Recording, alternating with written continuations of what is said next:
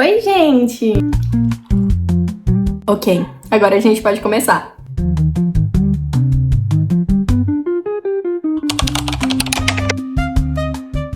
Oi, pra você que não me conhece, meu nome é Raíssa, eu tenho 19 anos e estou no 4º período de medicina. E eu fiz um ano de cursinho antes de entrar na faculdade. E hoje eu vou contar pra você tudo que eu aprendi nesse um ano. Primeiramente, estou de pijama porque tá muito quente e eu não vou ligar o ar-condicionado pra não atrapalhar o áudio pra vocês. Então, eu não quero gastar nenhuma roupa minha nova de sair, sei lá, não quero gastar nenhuma roupa de sair, então eu tô de pijama. E eu sempre tô de pijama também, é o meu uniforme de ficar em casa, eu vou ficar de pijama. Hoje eu quero compartilhar com você algumas experiências que eu passei durante o meu ano de preparação pro Enem, vestibular e tudo mais. Com certeza foi um ano cheio de desafios, mas que me ensinou muito. E se você tá nessa caminhada ou conhece alguém que tá também, já se inscreve aqui no meu canal, ativa o sininho, curte esse vídeo, compartilha. Agora pega o seu papel, sua caneta, sua caneca de café e vamos começar esse vídeo? Vamos. Quando a gente está se preparando para alguma prova importante, seja de vestibular ou de concurso ou até mesmo da faculdade, a gente sempre sente que quanto mais erros, mais a gente está regredindo. Mas na verdade, esses erros são os que nos impulsionam. Cada erro que você está cometendo é uma pista do que você precisa melhorar. E assim, você pode transformar esses erros em aliados na sua jornada. Então, o primeiro passo é você mudar a sua perspectiva. Ao invés de ficar se culpando, se frustrando, transforme esse erro em um passo para você chegar onde você quer. Esse erro, na verdade, é uma oportunidade de aprendizado. Eu, pelo menos, sinto que toda vez que eu erro alguma questão, é a única questão que eu lembro, tipo assim, é a informação, eu lembro da explicação da questão, por que eu errei. Então, o erro, na verdade, é um ponto que você identificou e que você vai melhorar antes da prova. Um lembrete de que essa preparação é sobre evolução e não sobre perfeição. Uma coisa que me ajudava muito quando eu tava pensando, quando eu tava estudando, quando eu tava errando em algum simulado, alguma coisa, era pensar aqui. Errou no simulado? Ok, Raíssa, fica tranquila. Porque isso daqui é uma coisa que você vai lembrar quando você estiver lá na prova. E além do mais, é melhor você errar agora do que na prova. Passo 2. Crie um sistema para analisar os seus erros. Ao invés de você só deixar esse erro para lá e nunca mais corrigir essa questão, você vai dissecar os motivos por trás desse erro. Então, toda vez que você errar alguma questão, você vai fazer algumas perguntinhas para si mesmo. Foi falta de conteúdo? Eu interpretei errado o enunciado? Eu errei por falta de atenção? E aí você faz um caderninho só para erros. E aí você escreve a questão que você errou, o motivo do erro, o que é que você aprendeu na hora de corrigir ela. Eu tinha um caderninho só de erros e eu sempre colocava nele, é uma questão de Enem, é uma questão de vestibular. E aí todas as vezes que eu ia fazer os meus simulados, eu dividia, na verdade eu fazia isso pelo Hospital Questionando, porque ele já tinha essa função de eu tenho certeza da questão, eu não sei, ou eu não tenho certeza, eu fiquei em dúvida, alguma coisa assim. E aí, no final, na hora da correção do simulado, isso foi uma coisa que me ajudou a evoluir muito, tinha as opções de falar na questão que eu errei, se foi por falta de atenção, se foi por falta de conteúdo, se foi porque eu não lembrei, sabe? Todas essas coisinhas, tudo isso me ajudava a lembrar do que eu errei, o que eu precisava aprender. E depois disso, eu fazia várias questões só baseadas no que eu errei. E isso me ajudou tanto na época do cursinho, porque eu usei o Hospital Questionando no segundo semestre do meu cursinho, e eu passei, né, no segundo semestre do ano.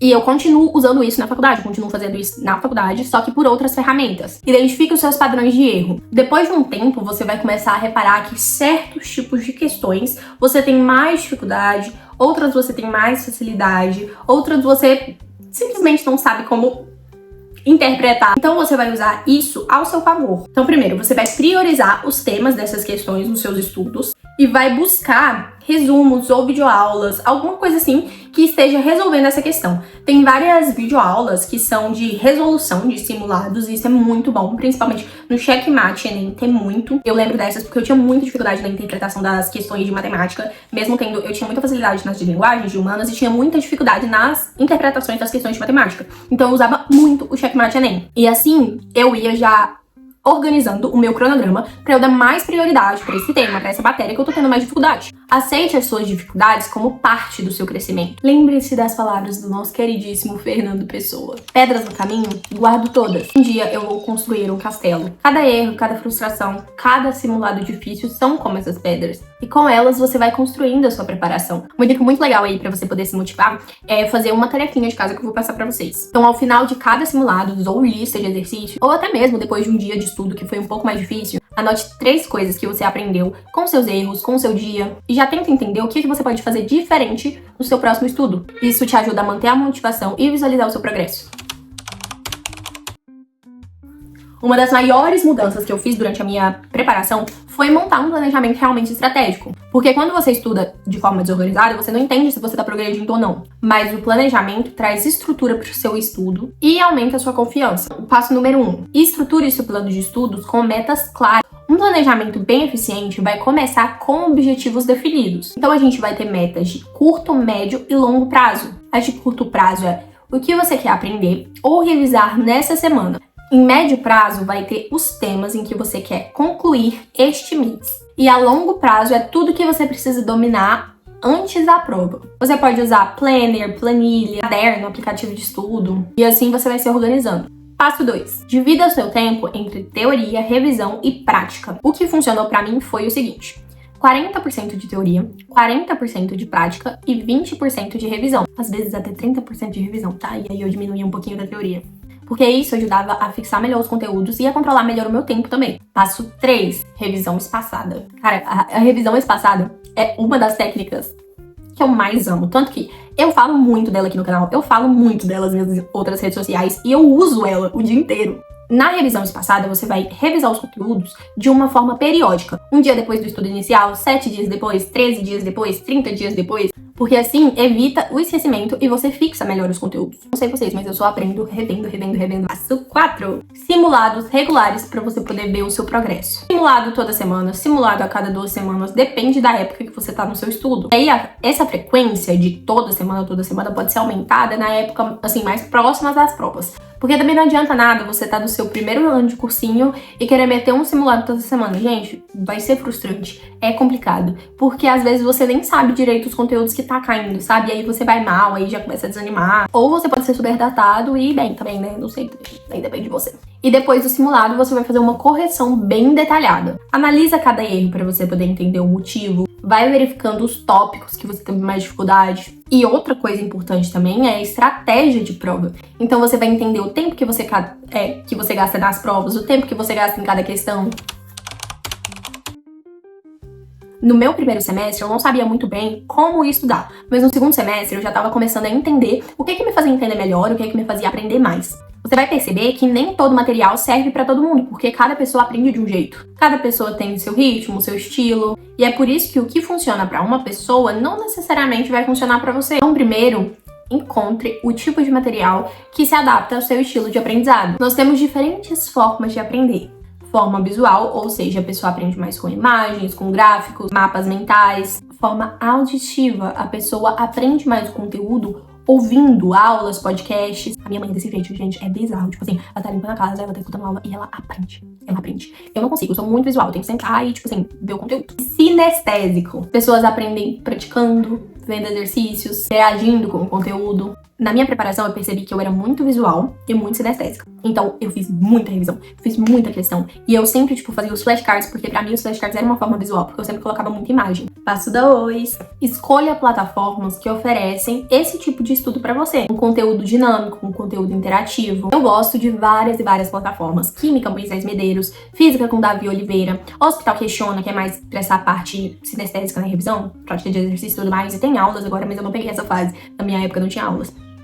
E eu acho que a mais completa, no momento, é o A Prova Total. Porque além de ter muitas aulas, tanto aula gravada quanto aula ao vivo, também tem apostila, também tem dossiê para sua preparação para cada vestibular, cada tipo de prova. Também tem muito exercício, simulado, redação. E se você quiser ter um desconto, você pode usar o cupom RAIAPROVA. Passo 3. Tem gente que curte fazer resumo. Não é muito a minha praia, mas se você fazer, pelo menos tenta não gastar muito tempo. Então deixa bem claro nesses resumos o que você realmente precisa para a prova. Então, os conceitos principais, fórmula, definições, exemplos. Tenta sempre exercitar o seu cérebro na hora que você for fazer esse tipo de resumo. Ao invés de ficar copiando tudo que o professor fala, ou copiando de alguma coisa, tipo de alguma apostila, tentar, eu vou escrever tudo que eu lembro do conteúdo agora nessa folha de papel. Passo 4. Evite sobrecarga de material, porque às vezes menos é mais. Eu sei que a gente fica buscando milhões de materiais, de apostilas, de livros, mas às vezes realmente menos é mais. Escolher 2 materiais ou 3 apostilas são de boa qualidade e seguir com consistência naquele material. Assim você mantém o foco no essencial e no que você quer, porque a qualidade vai ser muito mais importante do que a quantidade. Passo 5. Utilize o feedback e ajuste conforme o necessário e seja sincero. Veja o que mais se adapta ao seu estilo de aprendizado. A cada mês eu ia avaliando o meu progresso e ia ajustando os materiais, o que eu tinha ali, conforme as minhas necessidades. Então, se uma plataforma estava me ajudando em áreas específicas, eu mantinha nisso. Agora, se uma abordagem já não funcionava, eu trocava. Essa flexibilidade ajuda a manter o aprendizado mais eficiente e evita a frustração de ficar indo em uma direção só e parecer que você tá só regredindo. Acho que no começo todo mundo comete um erro que é muito comum. Querer estudar tudo, querer fazer 1.500 questões, querer fazer todos os simulados, achar que em um dia só vai conseguir estudar todo o conteúdo. Na minha cabeça era desse jeito. Eu lembro que antes de eu fazer vestibular eu ficava pensando, nossa, mas o Enem é tipo só pegar o conteúdo ali. Tipo, é igual na escola, eu pego o conteúdo, estudo e vou pra prova. E aí passa, gente, não é assim. É triste. Então assim, foque nos conteúdos que são mais recorrentes. Foque na matemática, que é muito importante. Cheque Matinê muito bom. Cupom 1002 Raíssa.